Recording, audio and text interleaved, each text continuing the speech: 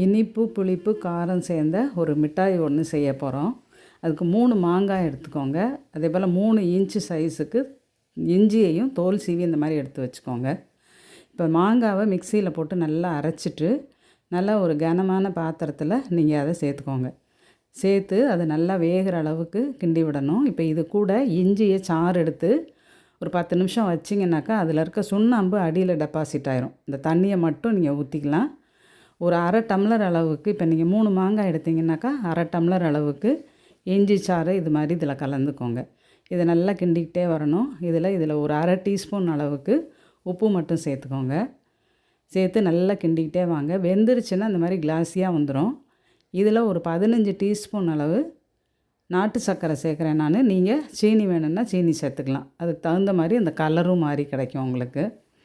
இது நல்லா சீனியையும் சேர்த்து அல்லது நாட்டு சர்க்கரையும் சேர்த்து நல்லா கிண்டிக்கிட்டே வரணும். நல்லா கெட்டியாகிற அளவுக்கு கிண்டணும். நீங்கள் இந்த மிட்டாய் நீங்கள் செஞ்சு எடுத்து வச்சிங்கன்னா, நீங்கள் கடைகளில் வாங்கக்கூடிய இந்த நேச்சுரல் அந்த கேண்டியை விட இது ரொம்ப டேஸ்ட்டாக இருக்கும்.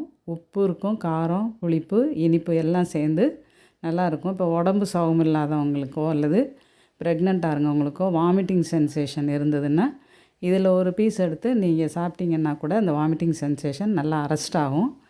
இதில் எல்லா டேஸ்ட்டும் இருக்கிறதுனால சாப்பிட்றதுக்கும் இது நல்லாயிருக்கும். மாங்காய் கிடைக்கிற சீசனில் இது மாதிரி நீங்கள் செஞ்சு வச்சுக்கிட்டீங்க அப்படின்னு சொன்னாக்கா நல்லாயிருக்கும். இது அவ்வளோ சீக்கிரம் கெட்டும் போயிடுறது. ஏன்னா நல்லா கெட்டியாக நம்ம தண்ணி இல்லாத அளவுக்கு, தண்ணி பதம் போகிற அளவுக்கு நல்லா கிண்டிட்டோம். இதை ஒரு எண்ணெய் தடவுன பிளேட்டில் இது மாதிரி மாற்றி ஒரு அரை மணி நேரம் நல்லா ஆற வச்சுருங்க.